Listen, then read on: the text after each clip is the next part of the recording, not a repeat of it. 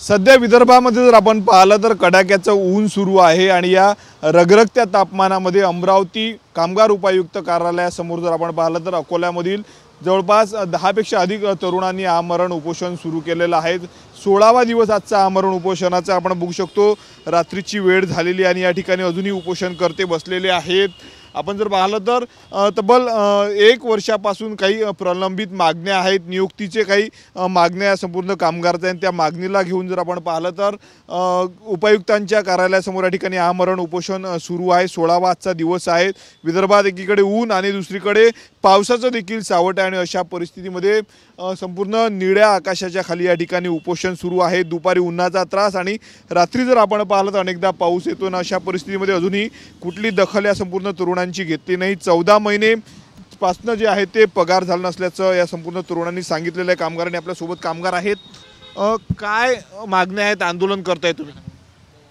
काय मागण्या आहेत, तुम्ही आंदोलन करताय? नियुक्ती मिळण्याबाबत आम्ही 14 महिने झाले सुरक्षा रक्षक म्हणून काम करतोय।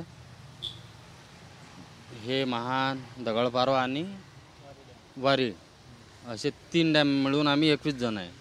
तिच्यातला एक मरण पावलेला आहे। आत्मदहन म्हणजे आत्महत्या केलेली आहे त्याने कंटाळ। काय अडचणी आहेत? उपोषणाला तुम्ही बसलेले आहेत, काय तुमच्या मागण्या आहे? आमची प्रमुख मागणी एकच आहे की आम्हाला नियुक्ती देण्यात यावी लवकरात लवकर। नेमकं काय प्रकरण सविस्तर सांगा। आम्ही 14 महिन्यापासून कार्यरत आहोत मी आमच्या ड्युटीवर आणि 14 महिन्यापासून आम्ही बिनपगारी काम करत आहोत। आम्हाला एकही रुपया कोणाचा आपल्या शासनाचा मिळत नाही आहे। आम्ही स्वतः स्वखर्चानं आम्ही आमच्या ड्युट्या करतो आणि आमचा नियुक्तीसाठी आम्ही बसलेलो आहोत। 14 महिन्यापासून प्रकरण हे 1 वर्षापासून प्रलंबित आहे। इथं अध्यक्ष महोदय नसल्या कारणानं हा विषय वाढला होता। आता अध्यक्ष मॅडम आलेले आहेत, त्यांना आम्ही ते अहवाल सादर केलेले आहेत। सर्व टिप्पण्यावर सही झालेले आहेत सर्वांचे, फक्त अध्यक्षांची सही बाकी असल्या कारणानं आम्हाला नियुक्ती मिळत नाही आहे। हे लवकरात लवकर अध्यक्ष मॅडमनं घ्यावं आणि आमचं नियुक्तीपत्र द्यावं। 16वा दिवस आज उपोषणाचा आहे, अजूनही तोडगा निघालेला नाहीत। आमरण तुम्ही उपोषण करताय, प्रकृती कशी आहे तुमच्या उपोषण करताय? गंभीर विषय आहे सर। आता आम्ही काय सांगा तुम्हाला, आम्ही अकोल्यावरून 16 दिवस झाले, आज 28 तारखेपासून उपोषण करत आहोत। तरी बी आम्हाला कोणाची काळजी नाही, काही नाही कोणाचं। आम्हाला घरच्यांचे फोन येतात की बा काय झालं की नाही, तुमचं काम काय झालं, कुठपर्यंत आलं, आम्ही काय सांगा। इथं काळजी घेत नाही आहे कोणी, हे मॅडम सही देत नाही आहेत। आता सांगा आम्ही करावं तर काय करा? आता याच्यातले 5-6 जणांच्या तब्येता पण खराब झाल्या होत्या, पूर्ण खराब झालेलं आहे। मंडप आधी होता, आता मंडपने का काढला तुम्ही मंडप? ते आम्ही आमच्या पैशानं आम्ही टाकला होता ना सर। आमची एवढी परिस्थिती तर नाही आहे की बा आम्ही मंडप टाकून बसावं इथं। मग ते बिल वाढत होतं, काढून टाकलं। उन्हात आम्ही 8 दिवस सलग राहिलो इथं। पाणी पण नव्हतं, ते पण आम्ही आणतलो होतं पाणी, सो खर्चानं पाणी पिलो आम्ही। एवढी गंभीर परिस्थिती झाली आमची, तरी पण आमची दखल कोणी घेत नाही आहे। डॉक्टरांकडून काही विचारणा होते का? आरोग्याची तुमची तपासणी होती का? या ठिकाणी लक्ष दिलं जाते का प्रशासन? तपासणी होते सर, आमची देखरेख बी होते, पण आम्हाला तर इथं निर्णयच नाही भेटत तर काय करणार आम्ही? असेच आमचे 2-3 सहकारी 2-3 दिवस ॲडमिट दवाखान्यात गेले, सलाईन लावल्या, ऊन लागत आहे, पोट लूज मोशन होत आहे। अशाच्यात आम्ही हालाकीच हे करत आहे सर। इथलं कुठल्याच प्रकारची आमची दखल नाही घेते। आम्ही जेव्हा मॅडमला भेटायला गेलो, मॅडमने नवीन चार्ज घेतला, मॅडमला भेटायला गेलो की मॅडम आमचं असं प्रलंबित आहे।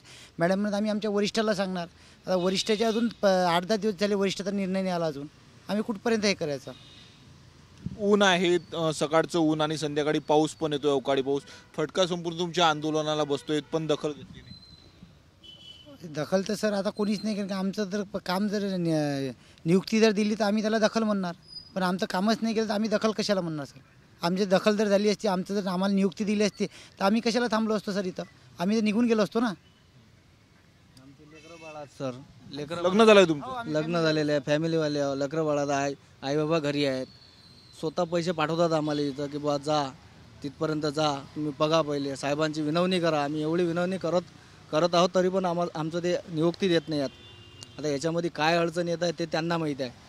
1.5 वर्षाचा प्रलंबित विषय अजून जर मार्गी लागत नसेल तर आता याच्यात काय शासनाचं काय म्हणा? आता सांगा। आता पण आमचं सर्व झालेले, आमची प्रोसिजर टिप्पणी सर्व झाली।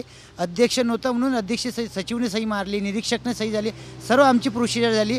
अध्यक्ष नसल्यामुळे अध्यक्ष सही नाही आहे। आता अध्यक्ष म्हणते की आम्ही वरिष्ठाला विचारतो। पहिले पदभार नव्हता सर, आता पदभार झाला। याच्या नक्कीच आपण बघू शकतो संपूर्ण अकोला जिल्ह्यातले हे कामगार आहेत. आपण बघू शकतो संपूर्ण तरुण आहेत. 16वा दिवस आजच्या त्यांच्या या उपोषणाचा आहे, परंतु अजूनही दखल घेतली नाही असं त्यांचं म्हणणं आहे. जवळपास 13 जणांचं हे संपूर्ण उपोषण आहे. कंत्राटी पद्धतीनं आधी या संपूर्ण कामगारांनी काम केलेलं, 14 महिने काम केलं, परंतु त्याचेही पैसे आम्हाला मिळाले नाही. आता कुठंतरी आम्हाला नियुक्तीपत्र दिलं पाहिजे, नियुक्त केलं पाहिजे कामगार विभागानं असं त्यांचं म्हणणं आहे. परंतु तब्बल 16 दिवस उलटूनही कुठलाच तोडगा निघालेला नाही आहेत.